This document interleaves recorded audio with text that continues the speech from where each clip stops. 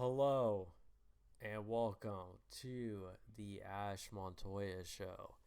Back again with an annual best first time watches of the year list. Back again with Zach. He's always on these, and we're going to talk about the best movies we watched of 2024 first time watches.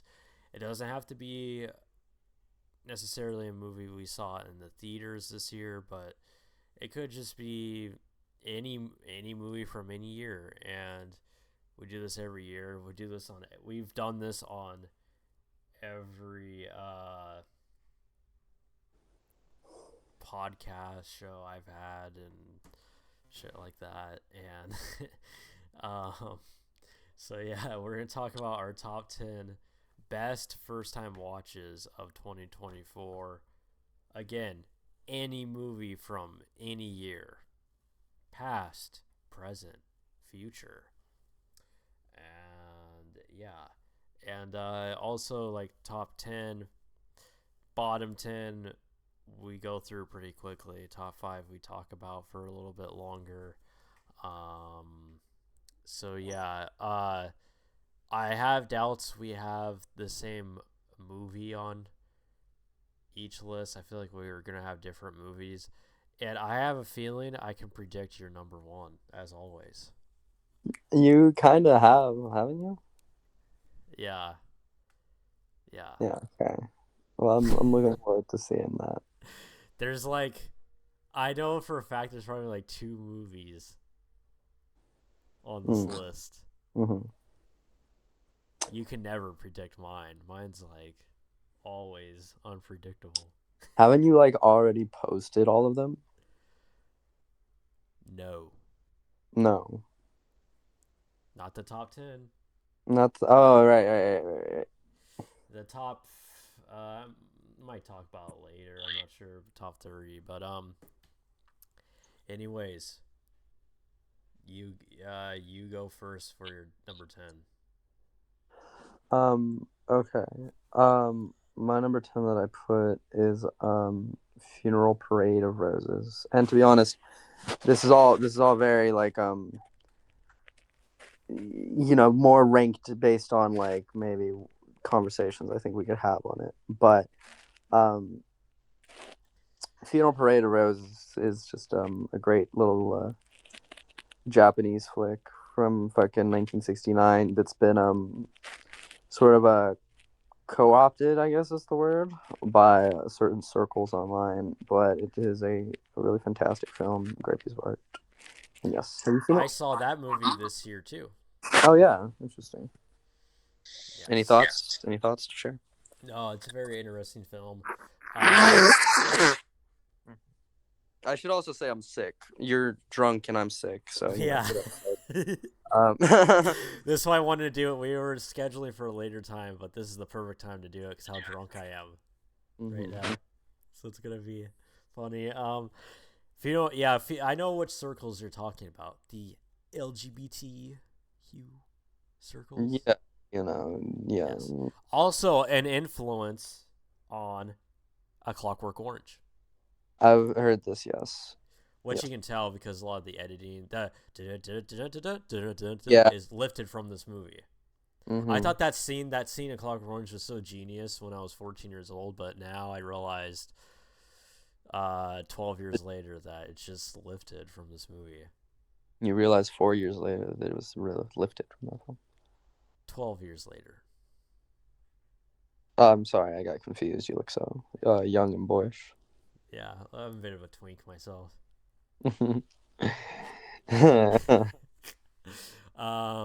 Yeah, it's an interesting film. I don't really remember anything about it though, to be honest. hmm Okay. My number 10. This is a wild card. This is genuinely my number 10 is the 2002 film Pumpkin, starring Christina Ricci and a small role by Dominique Swan. Yeah, right. Is that her name? hmm Uh, she plays a smaller role. This is This is a movie I heard about and I watched.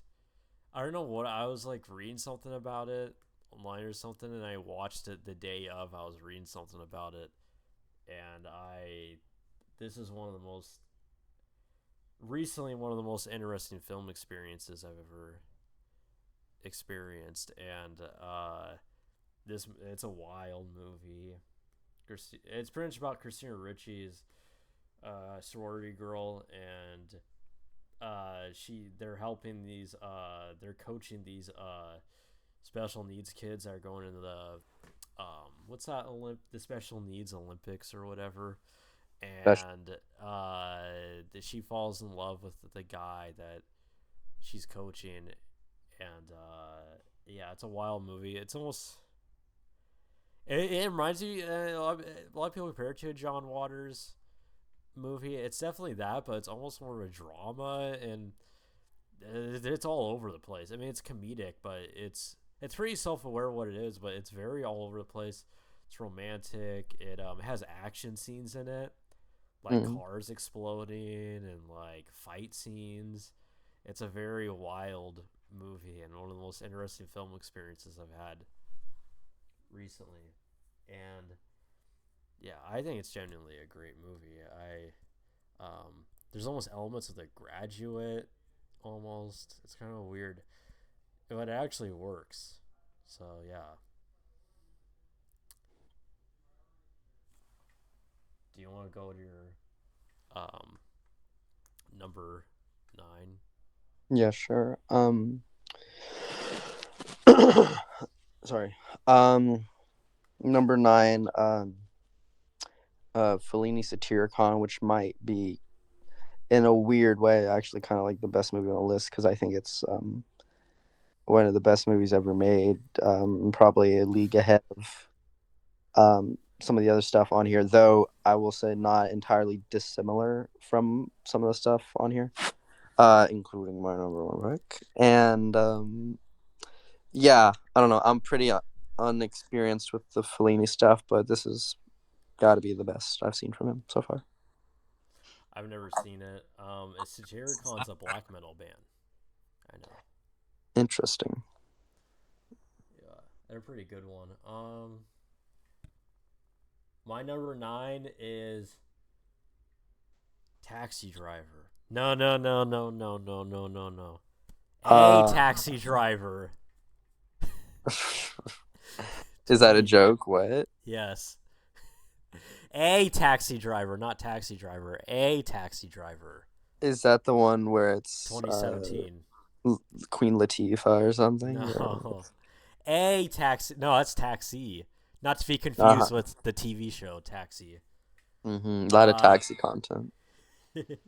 A Taxi Driver 2017 South Korean movie based on actual real event. Uh, Starring the dude that's in almost every Korean movie, Song Kang Ho, who's actually a great actor, but he's in pretty much almost every Korean movie ever made. This movie is based on. I'm trying to get the names right. This journalist. Oh my god, I can't say this guy. He has a weird like German name. What's the guy's name?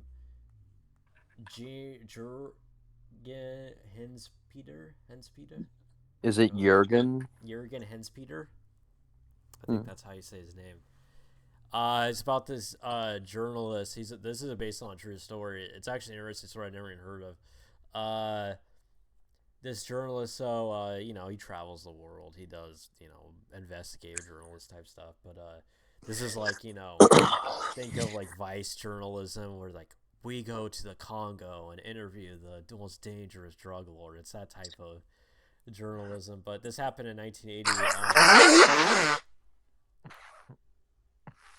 Was that what? This happened in 1980 where uh, they're investigating this famous riot in South Korea, and he went there to investigate, and he meets this taxi driver that obviously is just a regular taxi driver that he paid for, and they end up actually stuck in the city that's in the city where this riot's going on, and they're actually locked in the city, and um, it's partially about the journalism experience, but it's also about them being locked in the city and uh, how to get out and blah blah blah blah blah. But it's based on a real story, and the riot where this happened, it was a Tiananmen Square situation where the South Korean government actually denied of it being a real event because the riot they went in, it was a regular riot or like protest, and they went in and killed a bunch of the protesters and stuff, and they actually now they recognize it as a real event. They have like memorials and stuff, but so it's about that. And this movie actually pleasantly surprised me. It's not very talked about that often. I think it got overshadowed, especially not just as a Korean movie, but as because Song Kang Ho was in Parasite, and I think that movie overshadowed this movie. I remember people talking about when this came around that time, but it was a bit overshadowed. And yeah, it's a really well made movie. It goes strikes in the fields, the feels. It's actually a very beautifully. It's a technically well made movie, but also a beautiful looking movie. The only critique I have with it is there's some parts in it that are a bit like Spielberg y that feel a bit like Spielberg, like where it's like Like oh, full of wonderment or like something. stuff, yeah, and stuff that definitely didn't happen in real life. That's a little like fantastical, but the performances are really great, and it's a sweet movie about uh these two guys that don't understand each other's languages, but they definitely love each other at the end, and it's a very sweet movie, tender film. Uh, anyways, go your number eight. My number eight. My shit might be a little, but bear with me now. I put drawing by numbers. Okay, You're familiar, Peter Greenaway film. I've heard that. I've heard that movie, but I don't know really much about it. It's a very Greenaway thing where the whole thing is laid out sort of like a puzzle in a way where like in any given scene there will be a number on screen going from 1 to 100 or whatever. Kind of a Brecht thing, which I usually kind of turns me off these days. I'm kind of not into Brecht in movies. However, I like it when Greenaway does it, and um, a pretty digestible film, pretty enjoyable, and I'm not uh save for like mm, Cook the Thief and stuff. I don't know even at this point where Greenaway gets so much of his reputation from. I don't know how completely crazy and out there he is. But anyway, yeah, great movie, fun British film. That's my number eight. Number eight? My number Yeah. eight's another. My number eight's another Korean movie. It is Sympathy for Mr. Vengeance. This is part of Park Chan Wook. His revenge trilogy. With along with this is the first one. This one, then Old Boy, and then it's Lady Vengeance, Miss Vengeance. I don't remember the name. One of those. Yeah, Lady Vengeance. It's a pretty good movie. I don't like it as much as Old Boy, but also Song Kang Ho is in this movie. Like I said, he's in every Korean movie. He gives a pretty good performance. It's yeah, just a revenge movie. My uh, Bay is in this. Bay Duna, Bay Duna, uh, is in this. Uh, and yeah, I like her character a lot in this. Yeah, I don't want to talk about much. It's one of those movies you don't really want to talk about much because it just kind of yeah. But anyways, Mm-hmm. you can go your number seven. Okay, let me try to keep track here. um, Party Girl, Parker Posey, Queen. Um, big fan of her, and it's her movie through and through with certain flourishes outside of her that kind of make the whole thing pop a little more than otherwise would have. Um, I don't know uh, how many actresses could be as really charming and like light and fun, like working today that she was in that film, and yeah, I really enjoy 90s movies where the director is pretty much insignificant. But they got like a Parker Posey in there or something that really is wonderful. Mm-hmm. The House of Yes also could probably be on this list, really, and it's all like because of her. I think she's the best. So yeah, My number seven is Sam Peckinpah's The Getaway. good one. Yes. This movie's hard as fuck, dude. This is like, uh, A I lot can't of believe I've never seen this movie like way sooner or way earlier. Yeah, this is a hard movie. It's a very not boring movie either. It's constantly um, a lot of stuff happening. It's just a good movie, you know. Are you a big Peckinpah fan? Not really, actually. Yeah, I kind of remember you not liking Straw Dogs that much. Yeah, there's another one I saw of his. I don't. Maybe this is it. I don't know. Was it Wild Bunch? No, I've never seen Wild Bunch actually.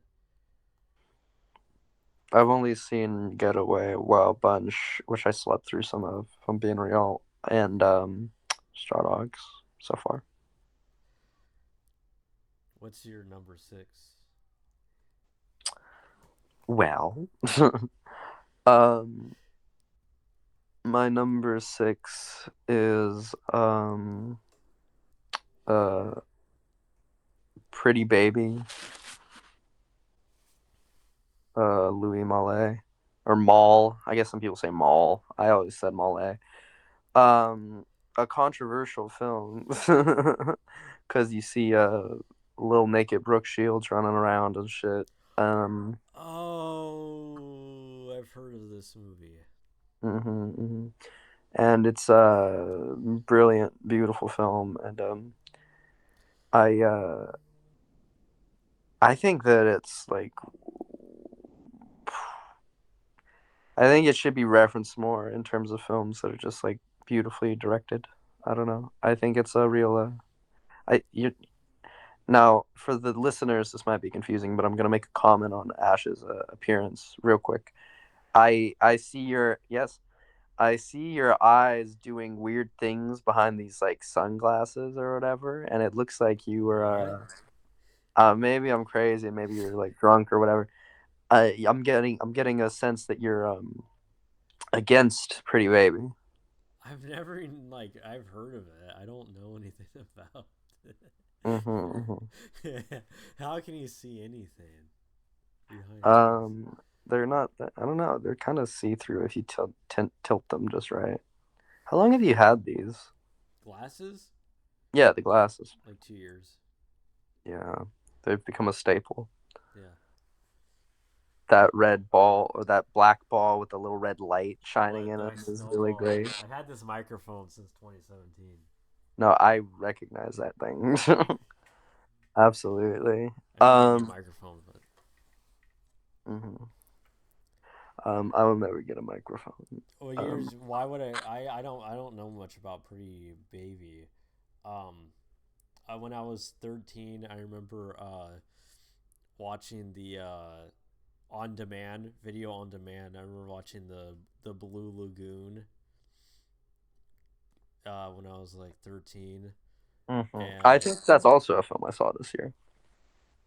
yeah, and I remember as being because I heard like my mom talk about it, naked Brooke Steeler, and I just because I was watching like on demand video on demand, I would do this. I would like look at movies with nudity, and then I would like delete them from the watch history on demand. And that was one of the Nice. movies I remember being mad. That was one of the movies I was like fast forwarding and like irritated because it was like hmm nothing. I was like, what is hmm this? There's some nice body double action in the water. No, I think so. I don't know. I don't. I just want to remember that it was like them you were around the hoping for beach. all Brooke. What? I remember them. It was just them walking around like on a beach and like that's all I Yeah, remember. I don't she's got that remember. mermaid thing going on where like they like glue her hair down over her tits as like a sort of a makeshift Oh shirt. yeah, yeah. I think so. Yeah. I like the part where that guy's like jerking off on a rock and looking at the ocean, and then Brooke comes up and he's like, "What are you doing?" And he's like, "Go away." That's one of the few real good laughs in that film. Yeah. Yeah. What are we talking about? Pretty Baby. Yeah. Yeah, Pretty Baby's a masterpiece, and uh, I hope I don't get the wrong Carradine. I believe it's Keith Carradine. Who's the one that didn't die from jerking off? Oh, David Carradine died, David Carradine died. but Keith lives. Keith uh gives a wonderful performance. I think he was had one of the best roles of that year, maybe if I'm thinking of the right year. And What year was that? oh god, must have been 76, Okay. 75 maybe, in that ballpark. If I'm wrong, then I'm sad. But yeah, and Brooke Shields actually is was a really talented little girl. Yeah. My number six is the only um silent movie on the list is Beggars of Life with Louise Brooks. Hmm. Directed by William A. Wellman, who also directed the movie Wings, which was do you know what the movie Wings was most famous for? Not off the top. What? The first movie to win an Academy Award. Really? Yeah. I've never Wow. seen Wings. It's like a 3 hour epic. I think there's like air. It's like about aviation, like dog fighting, plane hmm shit. But I've never seen it. But Beggars of Life is this movie surprised me. I think this is a really this might be actually my favorite silent movie. I'm not exaggerating. I think it's a perfect like little movie, and if you have a hard time watching silent movies, you should watch this one. It's not boring at all. It's pretty much basic plot. Louis Brooks. There's this drifter guy that stays at this like tavern or whatever, and Louis Brooks is like stepdad owns it, and they get in a fight. He's abusive, and she kills him, and they go on the run, and it's just them kind of going on like a road trip and stuff across the country, and they come across people. There's shenanigans. There's a there, like the movie The General. There's a train crash scene, and that train is actually that train is still there. There's a YouTuber that went to the site. It's somewhere in California, Hmm. and that train is still there in that location. But yeah, it's a very like wholesome movie too. Very cute movie that'll get you in the feels, the romantic feels as well. hmm Yeah. Number five, Um. or were you gonna say Um. something about it? Well, I was just gonna say that I haven't seen it, but who's the director's name again? Uh, William William A. Wellman. Well, then, well, I'm very interested, and I would like to see that. And silent films, even though I haven't been watching much of them lately, have been oddly on my mind as of late. Hmm. So maybe it's a sign. Yeah, Beggars of Um, Life. Definitely mhm, watch that one. Not mhm. boring at all. No, I wouldn't imagine. Hmm. Um, all right, number five. Let's make sure I don't get all out of whack here. Fat Girl, Catherine Briella, who shouts out allegations recently. Um, yeah, the bitch from Romance is like saying like she didn't want to do the stuff for realsies or whatever, Mm. and they got my boy on sex assault charges. And we stand with her, right? Yeah. Yeah, yeah. What are you doing over there? What? You're on your computer. What are you doing over Well, checking. there? I'm checking the my all my levers and audio and stuff. I do that periodically. See if it's still working. Yeah, check the ones and twos. Fat Girl is a wonderful film about girlhood and siblings and all that jazz, and it's all about uh how nasty and awful and loving and sweet sisters are to each other. And it's got one of the best two like bitches or whatever smushing their faces together in a mirror scenes, as many people know. And plot wise, as is the case with many a Brila film, it's pretty simple. It's just they go off on a little family vacation with their mom and pop. The older one, who's this hot little strumpet, um, gets picked up on by some, Shit. I think, wow, by some hunky Italian kid or whatever, and we mostly just see all of that through the quote unquote POV of uh, Anais or whatever. Yeah, the the titular fat girl, or the titular whale, because the movie is in some countries called The Story of a Whale, which is kind of predictive, kind of fun. But anyway, deeply relatable, deeply enjoyable, not like hard to get into. Again, a trademark I think of many of Brie Law's. Well, I will never say her name right. I don't care. Films is that they're actually pretty natural and digestible and easy to get into. Aside from like the fact that it's kind of hard to deal with uh children and their sex lives and you know all that. But yeah, so kind of a perfect movie, really. Kind of a perfect movie. Also, I bet you'd like the mom in it. She's kind of your jam, as she's Why is mine. that? She's kind of got that like Ash girl look?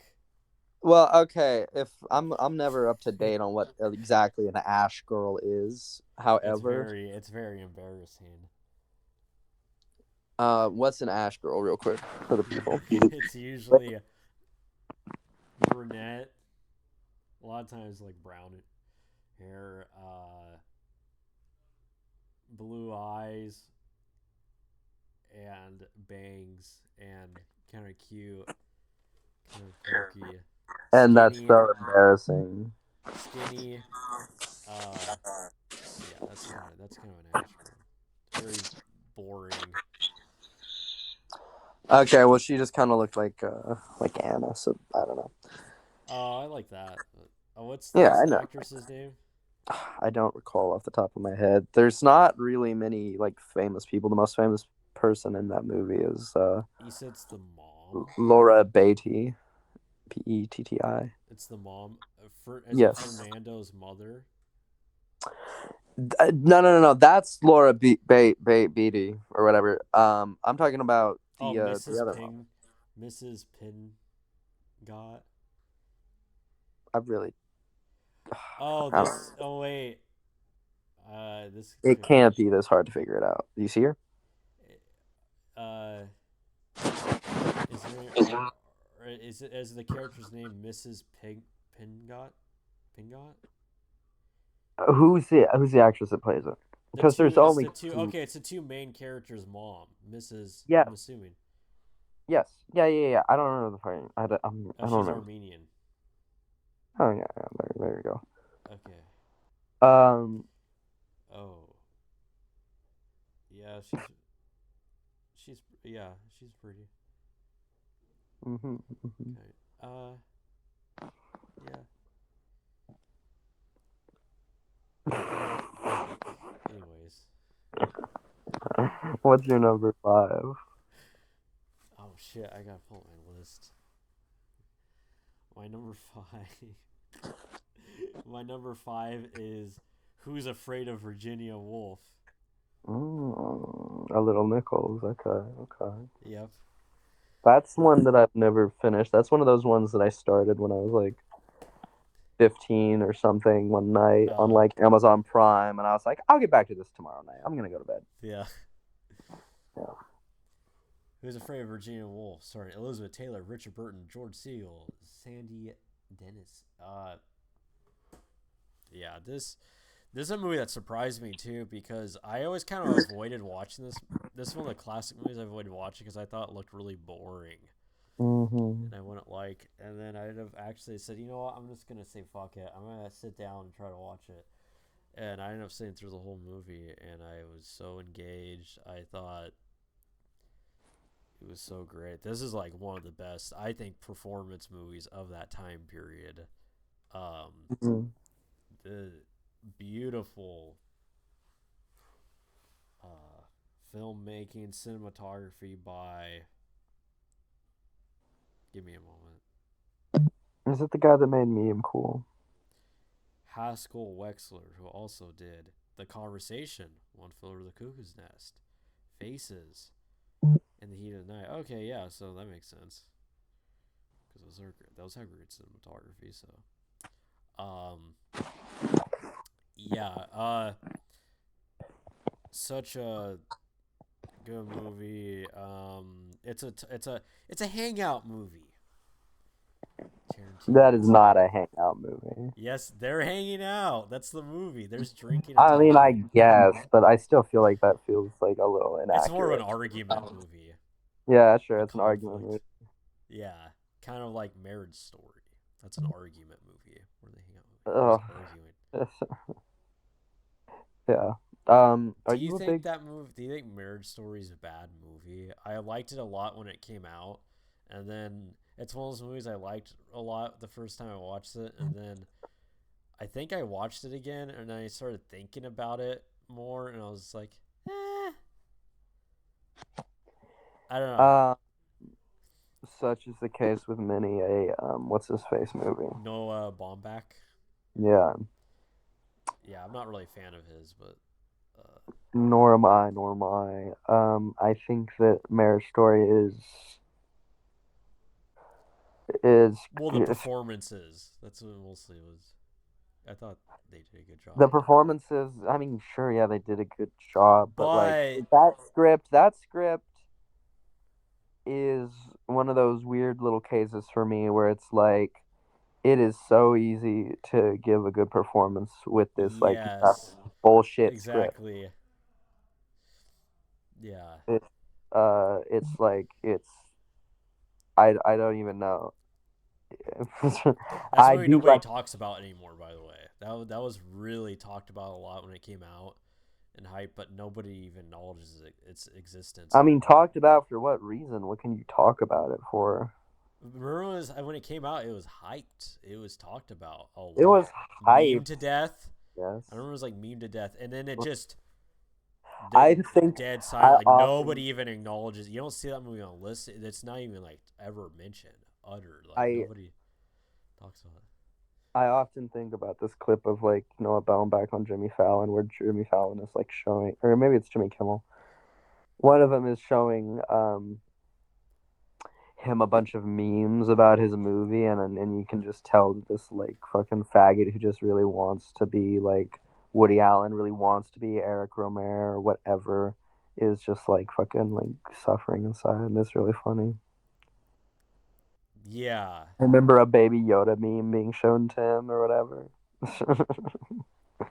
yeah. It's And like, yeah. He's kind of like the like Quentin Tarantino version of those directors almost. Yeah. But Who's Afraid of Virginia Woolf's well, Who's Afraid of Virginia Woolf? That's the first Nichols movie, and I'm a fairly big Nichols head. Are you? That's what I was gonna ask before. I'm trying to remember his whole filmography. The Graduate, Carnal Knowledge, I've Catch never Twenty seen Two. Carnal. I've only seen. Have I seen Carnal Knowledge? Dude, Dude, if you haven't seen it's Carnal on the Knowledge, watch list. you gotta watch Carnal Knowledge, dude. Yeah, I should watch that. Oh yeah, he did. I've seen Wolf. That's a shit film. Wolf, yeah, I've seen Wolf, It's dude. fucking Man, shit. brother's got to cash a check. Right? Yeah, Graduate I like quite a bit. I Of think I like course. this one better than The Graduate. Really, that's interesting to me. What Yeah. what what stands? What makes it better to you? I just think it's a better movie. Performances. It's a little tighter. The Graduate, I think. Man, I like The Graduate quite a bit actually. It's a favorite of mine. I like that movie quite a bit. I don't know, man. I might actually like The Graduate more if I think about it. I put No, that one on again over. I always put on Graduate's actually what I always put on periodically. yeah, I find Yeah, that since I've yeah. seen time, there hasn't I like The been Graduate quite a bit. That's um, and The Graduate 2 is definitely like my aesthetic. Also, it's up my alley, and so yeah, I'd probably pick The Graduate. Yeah, Graduate. What do I think about it? Um, Move on to number four. any. Okay, give me a second. Pull my list up here.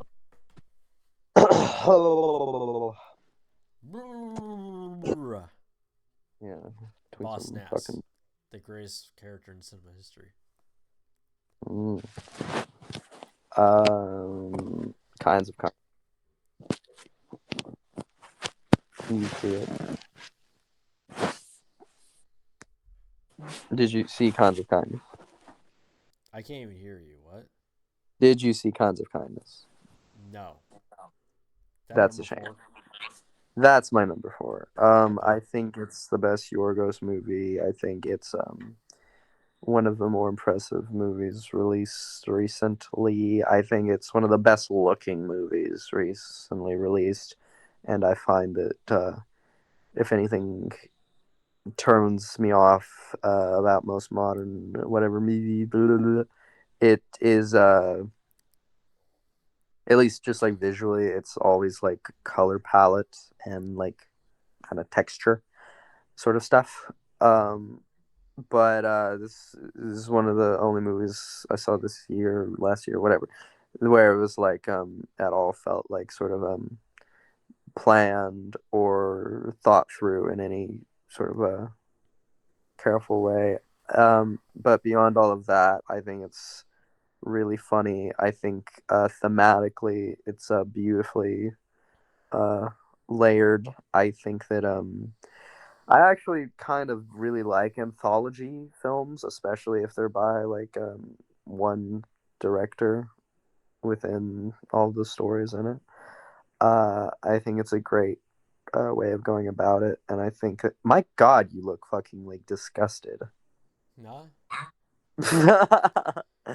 I forget. What? I forgot. One of the things about doing these things with you, especially if it's like visual, is I just look at you and you just look like I'm the That's my biggest thinking piece face. of shit. That's your thinking thing. Drunk thinking face.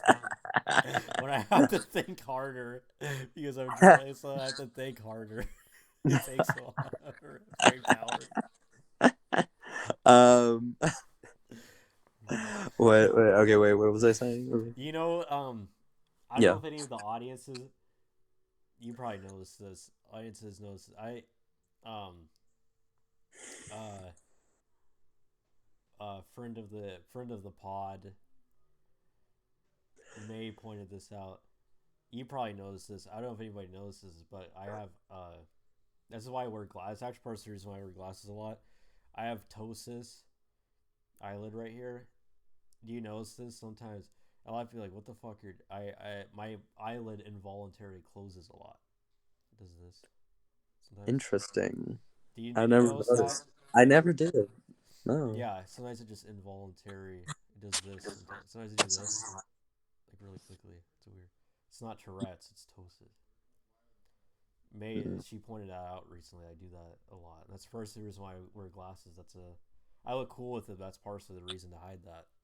Because I started rewatching stuff. I got annoyed Mm. looking at that. Yeah. Interesting. Yeah. Anywho, Oh, wait, and they're all naked, and that's great.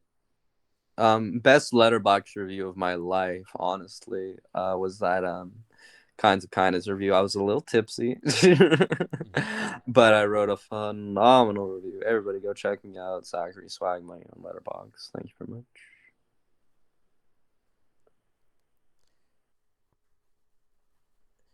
all right. My number four,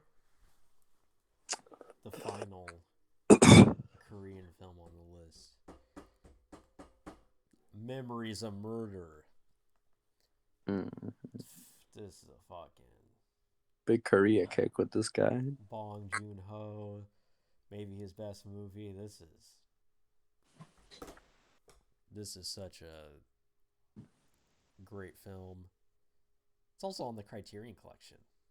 Uh, such a awesome movie. It's based. This is another one that's based on a real of this, based on an actual serial killer case in the 80s, and this movie's very similar to format wise. This is like a better version of that David Fincher movie Zodiac. Both Hmm. very similar movies. Um, serial killer investigation type movie, and yeah, the performances are made. The cinematography, that hard vision. This movie's hard as fuck visually wise. It's um yeah, this is a really good movie. I don't know what to talk about with it. But yeah, it's a great film. And Song King Ho's in it. How many movies has he been on my list so far? We're up to He's probably three. the most repeated three movies on this list. I said he's in every Korean movie ever made. He's in all of them. And yeah, this is a great movie. Yeah, I don't know what else to talk about with it, but whatever, because I don't want to give away a lot. Or there's some weird jerking off scenes in it. There's some yeah. Need more of those. Need more of those. Number three. Numero three. At this point, very much like kind of like down to the wire in the sense that like any of these three for me are like basically alternatable or whatever. Um, but I am going with for number three, Death in Venice I want by that is on not the top 10, but this is on my list. yeah, oh yeah, wait, I think it is, isn't it? Number 29. It's in the 20s, I'm sure. Yeah. But- Yeah. We could both talk about this, and I just recently watched it. Like, okay, great. Well, yeah. Luchino Visconti movie, I think one of his last. I know it's one of his last. I just don't know which where it ranks exactly. And also, they also there's a documentary about this movie. The Prettiest Boy in the The World or most something. beautiful boy. Yeah, I've never watched that, but yeah, like I either I watched the trailer for it and I pretty much clocked it, I guess as they say, for what it was. But regardless, I would call it an out masterpiece. I think it's pretty much flawless. You could say the one thing people like harp on it for, really, aside from like the boy meet stuff, is the use of flashbacks or whatever. Which I mean, maybe I guess, but like it never struck me as too much of an issue. I think that Dirk Bogarde solidified himself for me as one of my favorite actors, and it's just one of those movies that I really I felt in my bones on various levels, and just was really taken with it. Um, yeah, yeah. No, I thought this was a great movie. The I just want to say that this movie, we've all been here. We've all been there I before. remember liking your letterbox review. Yeah, We've all been there really laughed. before. We've all been there before. We have, dude. We've all been there before. We've Literally, all been on a vacation or wherever, and then saw a pretty twink, and my then letterbox review is me when I have a crush at work for the film. yeah, It's just, hey, it's one of those films, you know what I'm saying? yeah. There's a chunk of the novella also, but whatever. I'm getting ahead of myself a little bit. Okay, so have you ever seen any Visconti films? Like The Damned or anything? Rocco and His Brothers is a I popular have. one. So these are. He doesn't get brought up that much. No, I don't. I have. This is the only one. hmm it was my first one. I've since seen The Damned, which uh is a part of the same trilogy, though they're pretty radically different films on some levels. Um, I think that Death in Venice has some of my favorite shots ever made for any given film. A Oh few that yeah, come the are any soundtrack too. The score. gorgeous, yes, the gorgeous music. Changed very appropriately from a writer to a composer, if memory serves. Um, and I think it really is one of the best like cinematic depictions of love of any sort, Mm-hmm. and whatever in any given film. And the moment where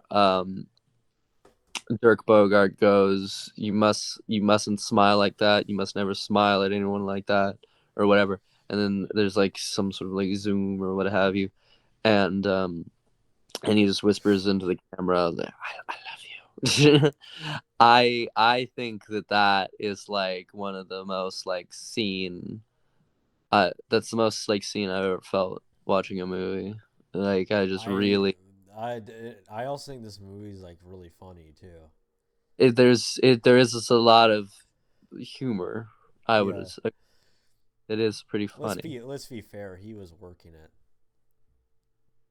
Are you talking about the boy? Yeah. Let's be realistic. He was working. oh yeah, yeah, he is slut. We all know it. Um,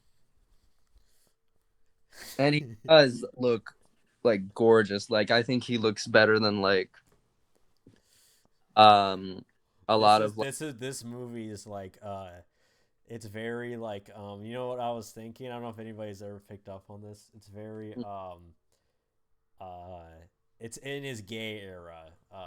Very like Tyler the Creator coded. that. Gay. This is a movie he would like. And I well, it Tatsuya was straight up his type, Yes. Yeah. which is really fucking awesome. I don't know what some people, because I know that there's a lot of people that, like doing edits and stuff, this is like the I movie you should watched do. I watched a So whole nice. like 8 minute long version of like Venice Bitch or whatever by Lana Del Rey with like scenes from this movie Mm. cut into it, and it's one of the most like audacious things I've ever seen in all my days. Really crazy, really Also, great. I know you spoiled the ending, but isn't this? I always thought when I was watching this, like, oh, that's. I feel like the ending of Godfather 3 is kind of That's lifted. interesting. I don't think I ever thought of that. Yeah, it's the That same is end that. where he's flat in the chair. Okay. Yeah, the old man dies in his little chair, like looking outwards or whatever. Um, that's a great little parallel. That is interesting. I wonder if He died oh, from being gay as fuck. Too that's gay. okay. um, I think that Aschenbach reaching out to Tadzio and collapsing and dying from the flu, and of course really dying from the beauty of it all, Yeah. um, is one of I mean, like you hate to say it, but that's what makes the medium so great. Hmm. You hate to say it, but that's why it's so awesome, man. That's why it works. Yes. I should move on to my number three. Should you know? 2 lane blacktop. Okay. Oh well, this is ash. This is ash core coated. True. Obviously, it's gonna be on my list. It's a movie directed by Monty Hellman. It stars James Taylor, Warren Oates, Dennis Wilson, Laurie Bird. A lot of people that died young in this movie. I have Uh, also forgot Harry Dean Stanton's in it. I forgot about that. oh He's yeah, pretty he is. cool. Doesn't he play like a homosexual? I'm trying to remember, but Also, yeah. who of those people died young? Because all the only one I know of is Laurie Bird. Well, Did, Dennis Wilson also. I was saying he died pretty young. did he? Yeah, in his 30s. I want to say or Damn, I something. didn't know that. Yeah, well, yeah, because he OD'd swimming or something. I don't remember. Oh, one of those. Okay. Yeah, Dennis Wilson. Yeah, because he's obviously known drug addict, sex addict. And yeah, but yeah, it's a Is this road the trip. one that? I'm sorry. Continue. So it's a road trip movie. Very obvious. I mean, a lot of '70s movie. It's from that era, like Easy Rider. Yeah. One that's not in my top 10, but it's not a road trip movie, but it's kind of similar. Electric Guide, You. Blue, Yeah. Zabriskie Point, The Vanishing Point. This is that era of a lot of these movies. Also, like this movie has a lot of elements of it, like that Coppola movie, The Rain People. It's kind of like that Yeah. era. I mean, you could tell pretty much any post Easy Rider movie about a road Yeah, trip. You can tell that the director was just like, listen to this. Easy Rider goes to fucking X, or like Easy Rider, but it's this, and instead of yeah, motorbikes, it's cars. You know. yeah. It's a um. This is actually my favorite of all those movies. Yeah.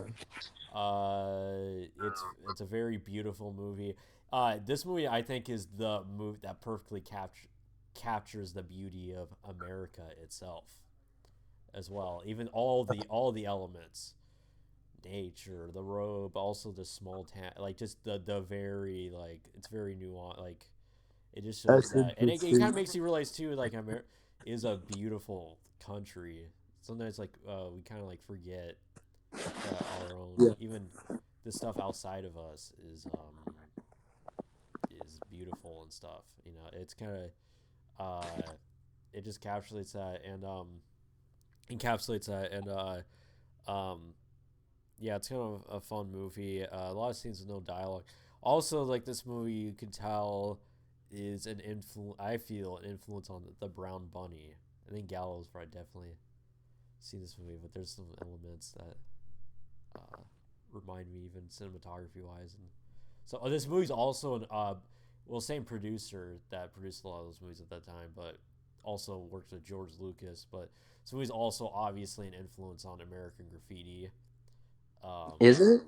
oh, visually and every like it's very like American Graffiti. There's a lot of, especially the way it's shot, a lot of the driving scenes and the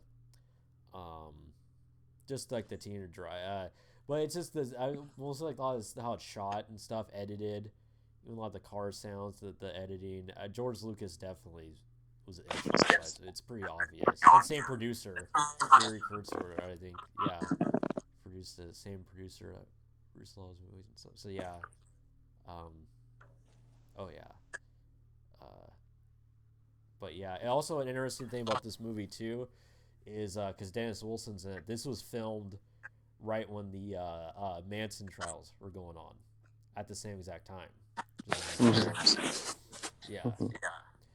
Um, uh, and this movie too, you'll see it on lists. People say it's not a Manson movie or anything, but people always put on the list like there's movies that are kind of associated or sort of they're kind of connected to the Yeah. lore and stuff. But yeah, but yeah, I think this is a awesome movie. Yeah.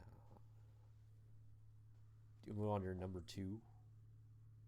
The Color Wheel by Alex Ross Perry. I That was one of the ones I was gonna guess. You're gonna have on your list. My review is pretty is pretty flattering, I think. I well, okay, so it's a big one where I kind of have to talk a little about like the conditions under I watched it in or whatever. Um I watched it calling my best friend happy birthday. It's her birthday. Um and we were on a phone call together or whatever, and we like would played it at the same time or whatever. She found some like link from some weird Russian site or something, Mm, and I just remember really feeling like not only does this like on for me on some sort of professional level like set up like what I want to do, or like like show me something that like is you know admirable, or like something that I'd like I'd like to be able to try and do a little thing like that. Um, but it was also just like me as fuck on some level, and just for anyone who's not aware of the plot. Um, and by the way, I'm gonna spoil it because I don't believe in it, and also like spoilers. I mean, and also it it's there's no point in like whatever. I mean, aside from like some shock or whatever, like yeah, but like okay, if you want to be like shocked or whatever, quote unquote. Okay, so a brother and a sister are going up state or whatever on a road trip. Kind of ties together nicely with your second to last pick or whatever, mm, and they hate each other and they're very nasty to each other often, but they love each other deeply and they fuck by the end of the movie, and it's a happy ending and it's cathartic, and it is one of the most like one sexually tense movies in the world because they want to fuck from the beginning. Everybody always when they're talking about it, it's like I didn't see that coming anywhere, but it's like you have no eyes to see, my friend. You have no sense of right. you don't have that second sight that some of us have. And it is just oddly extremely like delicate, beautiful, like sort of like it reminds me almost of Death and Venice in some ways, Mm, but it's also like gets slapped with the like mumblecore title, which it isn't. It's relatively for what it is low budget thing. It's shot on a 16 mil black and white, what and what would what would you even consider mumble? I've always heard this term for years, but I never know what actually well, what I exact consider movies are even mumblecore. I've heard that thrown around a lot, but I don't know exactly. I've never known what I movies are think it's like considered. stuff that I haven't seen it, but it's like I think it's like Hannah Takes the Stairs type shit. I don't know. My understanding of it is it's like all like shot on like early video tech, and Yeah, like like mini the DV. audio is second concern, i.e. mumble, and it's Mhm. sort of loose improvisatory, and it's about young people always, and it's. Yeah, it's This yeah, film, cause however, is decidedly quote unquote loose in the sense that they mean it in, or whatever, or the sense that they do their stuff. It's pretty tightly scripted, and that's not. It doesn't feel tightly scripted in the sense of like it feels like rigid and unmoving, but it feels tightly scripted in the sense that like um, all of these beats are very clearly like rehearsed, and like this is like a lived in thing that's been very deeply considered by everyone on the screen pretty much. And also it because it's like some like 20-year-olds with like moderate budget like shooting on film, so that it's gonna be whatever. um so funny, so delightful and moving, and honest, and just really phenomenal. I hope to see many more Alex Ross Perry films in the future, though I got to tell you, I really don't know if he could top that. I have a feeling he won't for me personally. hmm. Um, I love it. Carlin Altman, amazing, amazing, amazing performance. So good, so good. Deserved better. I don't know if she's whatever living how she wants. She hasn't really been in much since then, but it, amazing. One of just really above the rest in so many ways. So yeah, that's my number two pick. My number two is The Long Goodbye. Do you mean the number one pick? Two. What? Oh, I'm confused. Anyway, sorry. The Long Goodbye, great movie. This is my Continue. number two. Yes, Robert Altman, Ellie Gould. Yeah. Uh, Based on the character Philip Marlowe. This is like a more modern take on one of the Philip Marlowe books. Also, another Philip Marlowe movie was on my list, which was The Big Sleep. Mm-hmm. Because Bogart played him a couple times, maybe at least once, Mm-hmm. but I feel like he did a couple times. Uh, yeah, Long Goodbye is it's weird it took me this long to even watch it. Um, yeah, it's a beautiful movie. I think it's I've I was also watching the have you seen Woody Allen talk about it? Yes. Yeah, and I've heard some other people. I even discussed this with my dad recently. He kind of said the same thing, even like about Woody Allen. A lot of people were saying where they're kind of like they felt left empty, or like nothing really happened, or I've heard this critique the movie because it has a very like laid back tone to it. And yeah, a very unusual sort of flow, especially for something so like crime rooted and all Yeah, that. and that's what I like about it though.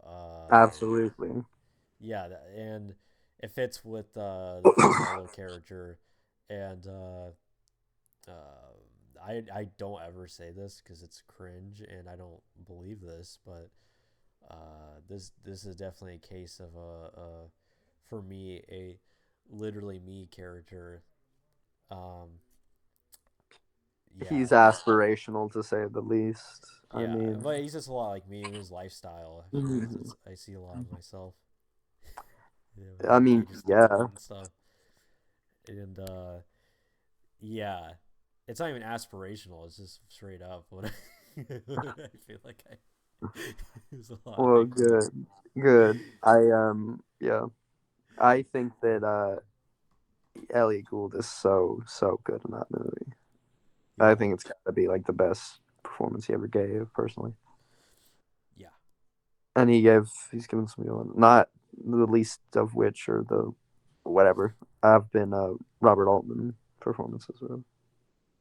Um, how do you like the ending? Oh, I like the Indian Me too. quite. Yeah. It's one of those uh Tulane Blacktop even more so, but that's the thing in the 70s. Uh also just watched recently um Deep End Yep. and Great parallel. all these movies, Electric Light and Blue, all these 70s movies, they always end they have like very like abrupt endings or kind of I can feel modern audiences being very underwhelmed by the endings, but yeah, uh, I like the ending of this movie, um, and so yeah, that was pretty good. Do you want to move on to number one? Um. Sure. Yeah. Okay. Okay. There's a moment of truth here. We'll see if you guess correctly. Megalopolis. Yes, I Yeah. knew. Yeah. I guess the two that would be on this list are the top two. You know me so well, dude. Megalopolis. I didn't know that was gonna be number one. I felt like the color Did rule was you? gonna be number one. I You think want that. wait? Oh, you did. Yeah, I It thought that could have one been. was As gonna I be. said, the top three are like pretty much Okay, like you kind of ordered them. Megalopolis, dude. This is awesome too. I have so much to say about this movie. Yeah, yeah, yeah. I know. I remember. I remember. You gave Awesome, this dude. thing. You gave this gift to humanity a star and a half. You prick. What's the matter with you? How do All right, you let's actually not hold give on it? before we get into Megalopolis. I should just tell my number one because the Megalopolis we're gonna go on for too long about, or I'm not even gonna get to my number one. Can I talk about my number one real quick and then Yeah, whatever. Sure. my number one is the underrated movie that nobody talks about, which this is one of the best, greatest movies I've ever seen. One of the most beautiful movies, one of the most perfect movies in terms of editing, cinematography.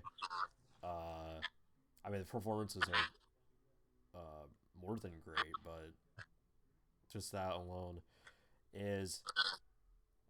I can never say his these Japanese names, man. But his it's an Anno I think Anno. film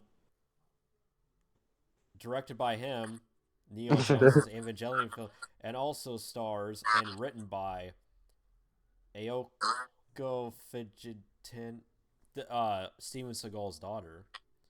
Written and starring her, it is uh, his 2000 film, uh, Shikijitsu, aka Ritual. Um, Sounds badass. I don't really know what it is. this is one of the greatest. I'm not exaggerating. I never say this about any movie. This is one of the greatest movies ever made, I think, and it's one that nobody really. It has a high, obvious high letterbox. I mean, on letterbox, it has like majority 5 star or rating. Yeah.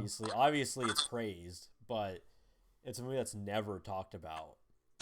Like like Kino Bros, and like those they never talk about this movie ever, and I'm shocked because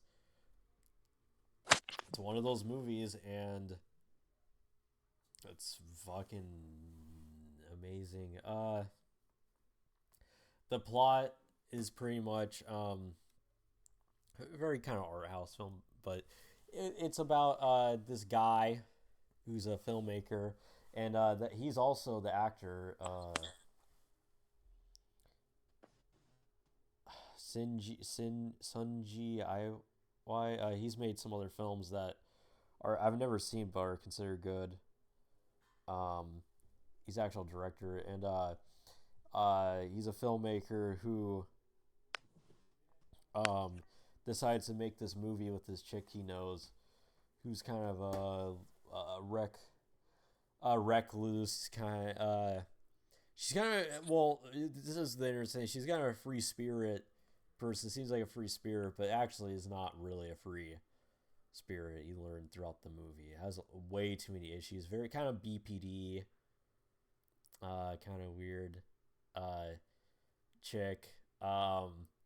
And he decides to make like a documentary thing about her, and he's a filmmaker, and they develop a relationship. She stays in this like weird like giant warehouse, abandoned warehouse thing, and yeah, it's just kind of about their time together. That's the whole movie, and she has mommy issues, and she has to overcome them, and then it's there's a lot of stuff that happens. His ex boyfriend. There's a lot of different things that goes on. It's mostly them throughout the movie. There's characters that pop up in here and there, and uh, she's also like it's called Ritual because it's kind of a weird name. Every day she like celebrates every day like it's her birthday, and then uh, but anyways, it's amazing movie. It's a very hard movie to find to watch online. There's like a couple rips. You probably find it in your archive. It's on also this website I know where it's like rarefilms.com, but it's you can buy this on Blu-ray and stuff, but I think it's like really expensive, or I don't know if it's ever been released in the States. I could be wrong. I think it's only released on like there's like an old DVD, but I think it's on Blu-ray and stuff. It's only on like a box set of his films. I think that's the only place where you can uh watch it. But yeah, I think this is a one of the most beautiful films I've ever seen, and yeah, I'm eager to take a look at it sometime. yeah, I suggest everybody to pretty much watch this movie. I just think it, yeah, it needs to be seen more. I think, yeah, Mm-hmm. Megalopolis. Megalopolis. Wait, Ayo. hold on, hold on. I gotta do something really fast. Hold on. Do something really funny right now. I don't know if you can see. Hold on. Might have to move the camera. Wait. Wait, hold on. You're gonna laugh at this.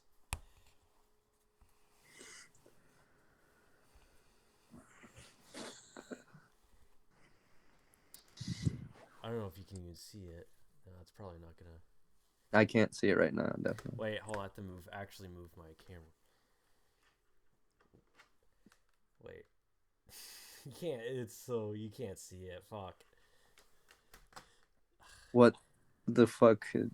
Do you see this? Wait. What do you think about this boner I have? Alright, that's pretty good. That's pretty good. It took a long time to set it up. Hey, worth it. That was pretty good. What do you think about this boner I got? Oh shit, So my toe. Yeah. Uh, okay, so why do you not like it? Hold on. Sorry, I have to. My issue with Megalopolis is, well, okay. My main issue with it, besides, um, things like technical things or dialogue or writing or whatever. Besides that, I just mostly find this my main glaring issue. I find this to be actually mostly a boring film. That's Mm. my main issue with it, and I I think on a yes, I was entertained by it. There's a lot of things I was entertained by, but on a technical level, I think this movie is I think this movie's kind of bad. Mm. And I don't think my opinion is probably like the majority opinion, if I'm gonna be honest, on I this mean, movie. isn't it? I don't know. I feel like everybody kind of dogs on it. Everybody's gotten a free pass to hate on it. Yeah. What do you like about it? I like that it is a very earnest, one from the heart, if you will, um, kind of Roman fable thing. I like that it is singular and it offers me something that feels on one hand like it personally appeals to me, like I like just plain like a lot of what it presents to me, but at the same time I feel like it is something that probably only Coppola would have wanted to make, Mm-hmm. or at least make as it is. I like how in its own singular lane it is. Nothing like it has come out in recent memory in my mind. Mm-hmm. I like that. I like plenty of the like. Well, okay, so like performance wise, Adam Driver does exactly what he's supposed to I do. think all that I actually think all the actors did a good job. I think they did fine. I think They were Shia just doing LaBeouf. what they were presented. I and they played it. You know, they just did what they were presented. They played it straight. There was no They what do you mean they played it straight? Because I feel like they were all. While I wouldn't say that any one performance felt like out of place with others, I think they were all kind of whatever. Like, what would not playing it straight be? What do you mean by well, that? what I mean by play it straight is there's some situations where I have a feeling I could be wrong. I have a feeling that they didn't think this was that amazing of a script, but they just did it anyway. And because there's some movies that I've seen like this where the script is like a certain way, then the actors are aware, and then they start um like trying to be like ironic or a bit cheeky to the camera, like Sure, wink I wink, get and what you mean there totally, and yeah, I agree yeah, to the extent that what this script asks for. I don't think it's a bad script. I don't think it's a bad like zone to be in. However, what the script asks for could very easily be just like given some like pussy ironic treatment by any number of actors, but it isn't. yeah. I think that Shia LaBeouf gives the supporting performance of the year. I think he's like at a career best in it. I think that it's rare maybe to see an actor locked in, if you will, like in the way he is.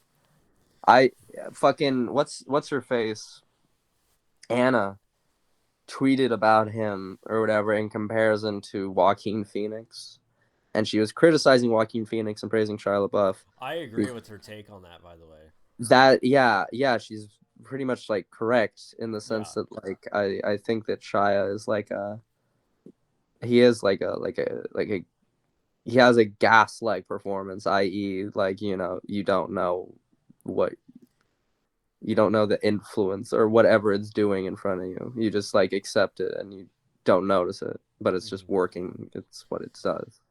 I think that's why he's like the best performance in the movie. And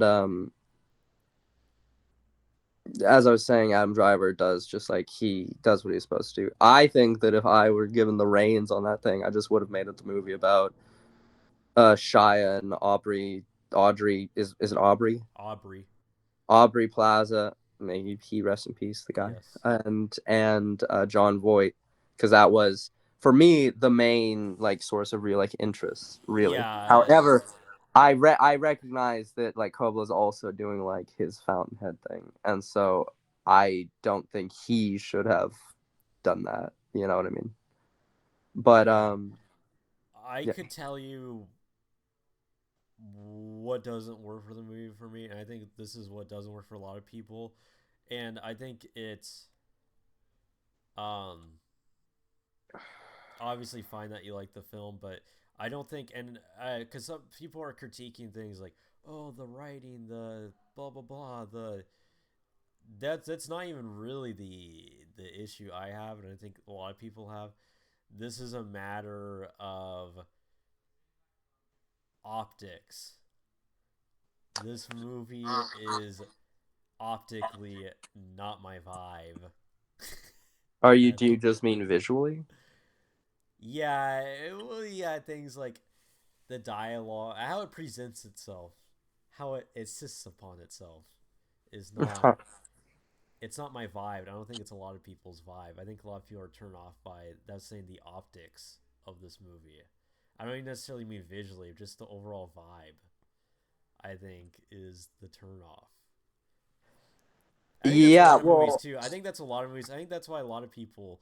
I learned this later in life. I think this is why a lot of people don't like certain movies or music or certain pieces of art. It's not even really technical things. It's literally just vibe. That's it, and that's what it boils down to. Because when I critique certain movies where it's like the script is bad or the look at this tech, but then I like movies that are actually dog shit technically, like you know some of the certain 70s exploitation. exploitation movies and stuff that are some are technically bad, but I like them. So how can that? Why should I critique a movie? But I think that's what as I've kind of this is, came to age. I've learned that it's all about optics and vibe.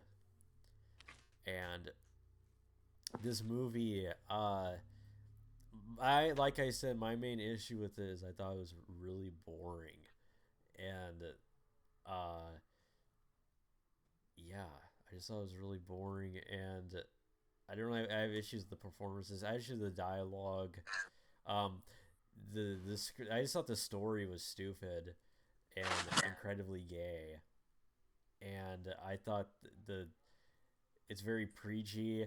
This movie is the 2024 version of the movie Southland Tales, which a lot of people like. It's almost the same exact movie, and that's the same issue I have with that movie. Is it's throwing too many different themes, different commentaries, different things at once, and it's just this jumbled script that's not very engaging with me, and kind of corny. And I there's something I was gonna say about the story. What was it? Oh yeah, like there's things in this movie that it's very, like I said, is preachy. Like I don't know. It's just like there's. I didn't even think the whole thing with like comparing these time or well, it takes place. The movie takes place in the future, but it's pretty much about our times and about how it's comparing to the fall of Rome, and then well in Rome, uh, women blah blah blah.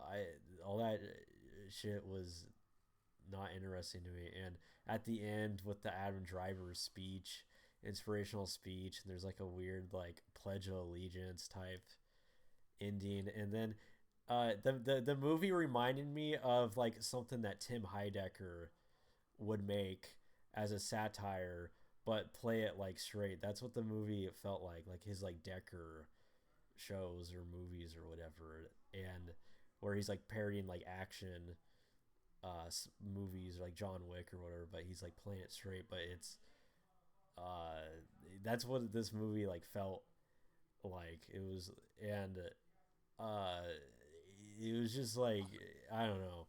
It was just optically like bad to me personally.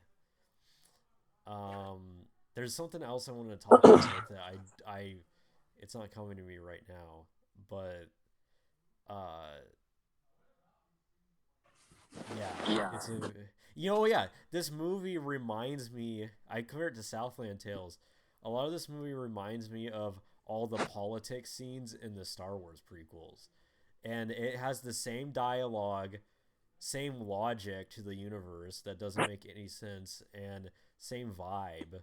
And the movie visually looks, kind of reminds me of the Star Wars prequels. It has a similar, the weird green screens with people talking about politics in front of it that make no sense. And even the Star Wars prequels, a lot of people, I've heard people talk about it, but a lot of people forget that those movies also had a lot of commentary about the time, like the fall of, because those movies kind of written came out during like the whole Bush era and stuff, and that has that similar thing where it's about the fall of our times. And yeah, it's yeah, in this movie, I don't remember who said it, but they said if George Lucas still made movies and big budget movies, he would have definitely like made this movie. And it felt like it was, I didn't even really feel like a Coppola movie. It actually felt like a George Lucas movie. That's what it felt like. Like if George Lucas was tackling like making a movie based on a sci-fi movie that's kind of a commentary on our times politically and the fall of Rome and things like that. Yeah,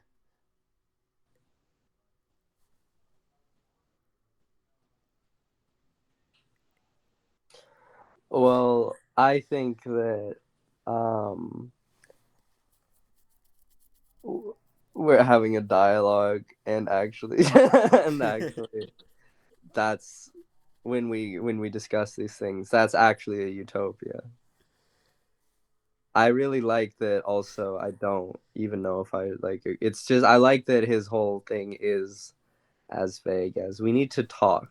We just need to chit chat. We need to talk, and we need to discuss and have but it's like discourse. a weird boom. It's this is like an also like boomers like view of Yeah, maybe, but of like like I'm sure he's basically right. I don't know. Whatever. well, it's fine I if you just like the movie. It's fine. what? No, It's hey, fine if you like it. It's you don't have to like and and defend I it. and it's fine that you didn't, and that's a Yeah, utopia. yeah. Um, It's kind of like what the movie's about. if it's a boy, it's kind of like it's a movie as well. If it's a boy, I'll name him Francis. If it's a girl, I'll name it Sunny Hope. You know. Yeah. Did you think Shia looked pretty in a dress? Um, not really like a Damning. Oh my gosh, dude. When those fucking like Shy in a dress pics dropped, I was like, wow, okay, Francis is cooking something up. Francis is cooking something up. When he was wearing the cowboy hat and the yeah. fucking fuck ass, like long ass like hair, I was like, Francis is cooking something up.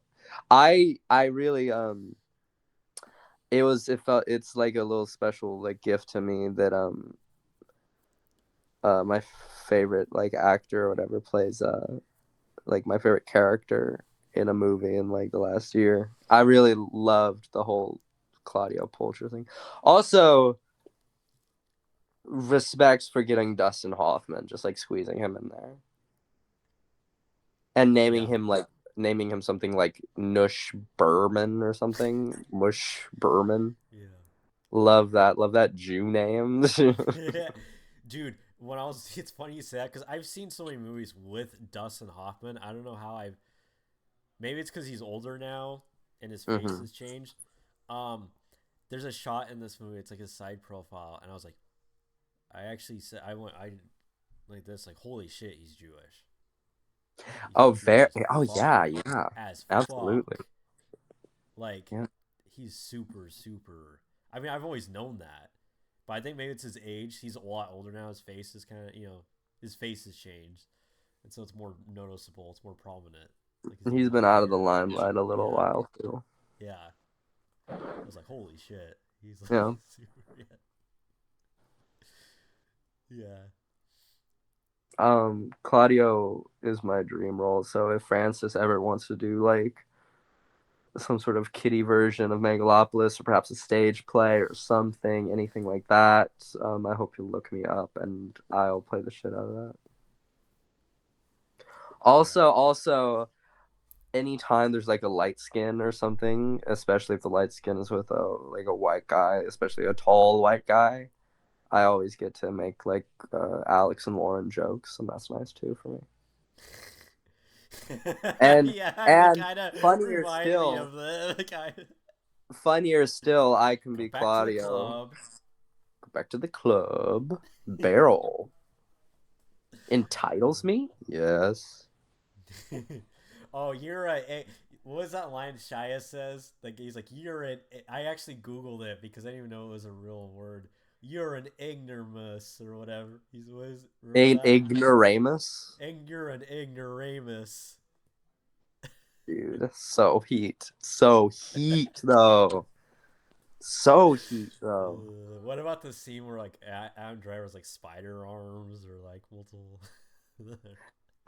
Yeah, that shit's fire. The like drug I love sequence. the shy Trump, uh, the allegory, like the I uh, again, there's no Trump in this fucking movie. There just really isn't. yeah, there And people isn't, have but like just been like John Voight just plays Donald Trump. Shia LaBeouf just plays Donald Trump. dude, Ridiculous. nobody talks about this.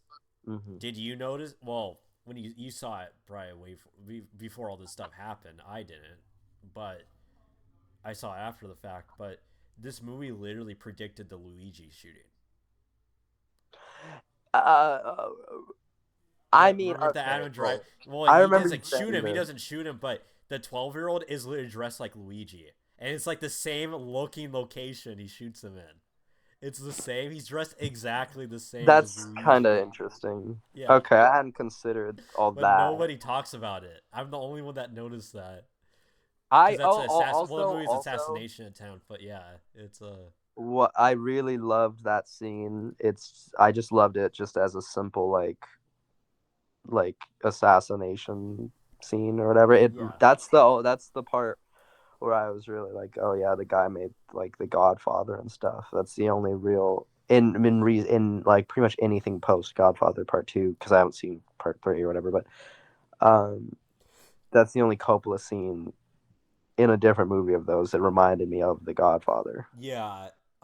That scene, I like when he was talking to the kid. That I actually felt like that was gonna happen, but it was I did well too, but like I executed. But it was well kind of executed. The I was his dad. that's one of the yeah, and I It love was well that executed too. scene. How quick it happened. Like too, it's kind of Yeah, yeah, yeah, that was one of the that yeah.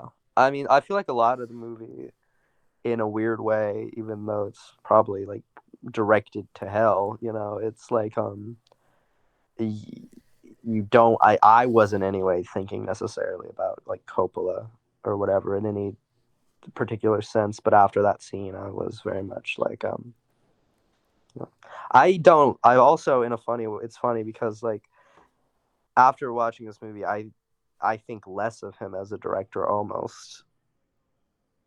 really. I don't know. That's I look back at some of his prior work or whatever. Not all of it, obviously, but like some of his prior work, and I'm like, okay, well, he probably isn't like that great. I think he's really good, and I think that at his best, he's quite creative and like pretty fresh or whatever. But I think that he's probably not exactly leagues better than a lot of more like sort of B plus class directors. I don't know. I think that this is Oh, probably I'm not. not a fan of a lot of his movies. I would say Yeah. in general. Um. Yeah. Yeah, this movie also, well, even in the name, but it has a lot of similarities with Metropolis. That. Yeah. I haven't I seen mean, even the Metropolis. name, but visually, certain in Metropolis is about the class system and Yeah, all that stuff. Yeah, yeah. kind of things going to shit, and then it kind of just yeah gets crazy. Yeah, Yeah. Hmm. yeah, yeah, Yeah.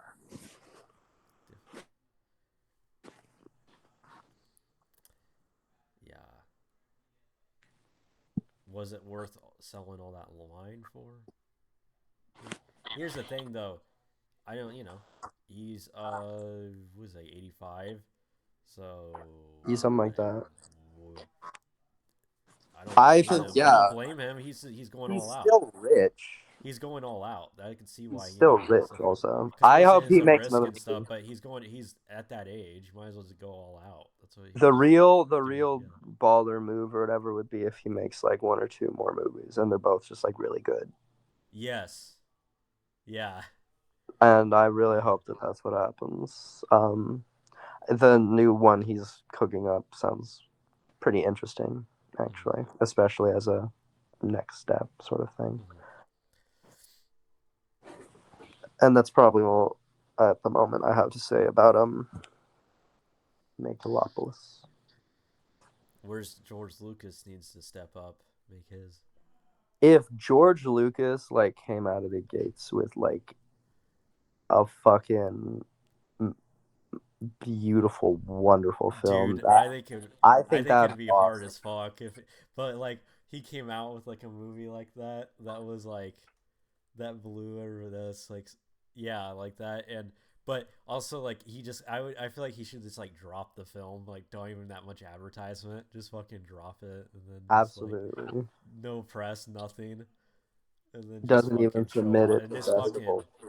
yeah and then I almost think like a fuck you to like all the it'd be people a that talk fuck you shit to Coppola, who's yeah like dissed him and several times. Spielberg all those And guys Spielberg. yeah Oh, yeah scores it'd be all like yeah it'd be all of them. I would be like I'd be the first to say like bravo George. Yeah, but I would Bravo. say his haters and stuff. It would be a fuck. Yeah, like Hmm. the what like 25 years of people talking shit about him and stuff. Yeah, Hmm. yeah.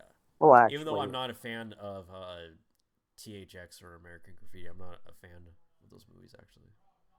I haven't seen either of them. I'd like to. Especially probably American Graffiti, which is probably the more enjoyable film, but whatever.